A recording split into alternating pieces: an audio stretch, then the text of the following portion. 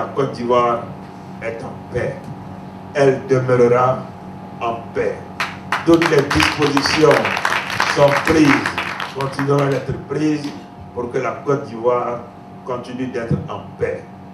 Que la Côte d'Ivoire, qui a retrouvé la stabilité après ce que nous avons connu en 2010-2011, que cette stabilité donc soit préservée. Que grâce à la paix et la stabilité, nous avons connu le développement. Dormez donc tranquille.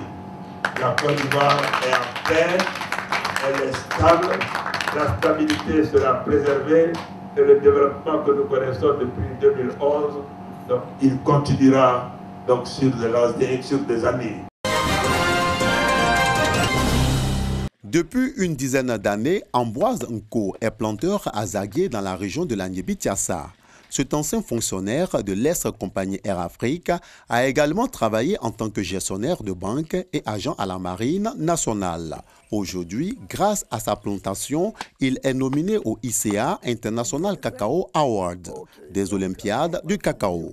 Cela parmi 50 participants sélectionnés pour l'édition 2019. Pour y parvenir, Nko a intégré dans son plan d'action culturelle l'agroforesterie. Nous faisons une agroforesterie intelligente. Nous mettons l'accent sur les agrumes comestibles, mais également des essences comestibles telles que le ricino-dendron et de l'outil qu'on appelle acbi, le belchmieda manier qui est le blé. Nous faisons également du biocompostage, nous faisons du lombricompostage. Disons que nous essayons d'explorer toutes les voies de manière biologique pour que nous puissions avoir un cacao pesticide zéro. Pourtant, le chemin n'a pas été aisé pour ce planteur qui a dû affronter de nombreux obstacles au développement de son verger. Au nombre des difficultés connues, la pourriture brune du cacaoyer, une maladie qui occasionne des pertes de production allant de 60 à 80%. Les travaux de recherche de Siloué, docteur en agrophysiologie et phytopathologie, ont énormément aidé le planteur Nko. Sa production a augmenté d'environ 3 fois grâce à l'application de 2 fongicides bio.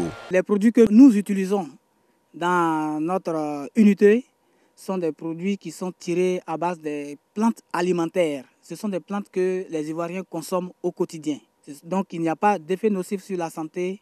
Aujourd'hui, nous sommes passés de 750 kg à pratiquement 2 tonnes l'hectare. Ces résultats s'inscrivent dans le cadre du projet de gestion des pesticides obsolètes en Côte d'Ivoire, projet PSI en sa composante 3, qui tient à promouvoir la lutte intégrée contre les nuisibles à travers les fongicides bio. L'usage du biopesticide a permis de protéger les cabosses dès leur floraison jusqu'à la production. Pour nous, c'est un résultat assez encourageant, assez satisfaisant. Dans le programme Aniébi, nous avons à peu près 24 coopératives qui existent dans cette zone avec à peu près 1500 planteurs. Ils ne sont pas loin d'Abidjan. Donc on peut, avec l'utilisation de ces biopesticides, passer déjà à cette échelle pour réduire l'utilisation des pesticides de synthèse. Débuté en 2015, le projet PSI est cofinancé par l'État de Côte d'Ivoire à hauteur de 2 milliards de francs CFA et par la Banque mondiale avec un appui estimé à 1 milliard de francs CFA. C'est pour s'imprégner du niveau d'avancement de la dernière phase du projet qui s'achèvera en juin 2020 qu'une délégation de la Banque mondiale s'est rendue au champ-école d'Azaguié. À la suite des visites et des échanges, on retient que dans l'ensemble, la délégation assure être satisfaite par les résultats du projet PSI. Site du marché de bois du Grand Marché de Bouaké, le ministère de l'Artisanat apporte sa compassion aux commerçants sinistrés.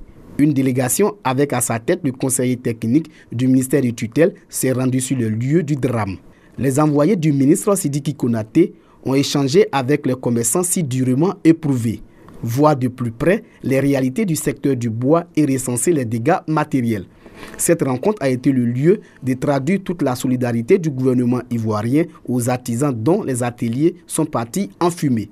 En pareille situation, je voudrais donc, au nom du ministre, présenter tous nos encouragements à nos artisans qui ont donc été sinistrés ici à Bouaké. Le ministre Siri Konaté a souhaité que nous soyons en face de vous ce matin pour vraiment vous encourager. Nous puissions trouver une solution idoine pour le bien-être de tous les artisans qui ont été donc sinistrés ici à Bouaké, avec le soutien du gouvernement. La visite a apporté du baume au cœur des commerçants malheureux. Et nos parents sont très contents, nos collègues sont très contents de votre arrivée. Mais lorsqu'on vous a vu, vraiment on est beaucoup satisfait. Les incendies des marchés sont au fil des années devenus un fléau en Côte d'Ivoire. Il est difficile de reconstituer le capital des commerçants, surtout qu'ils n'ont en majeure partie pas d'assurance pour relancer leurs activités après ces sinistres.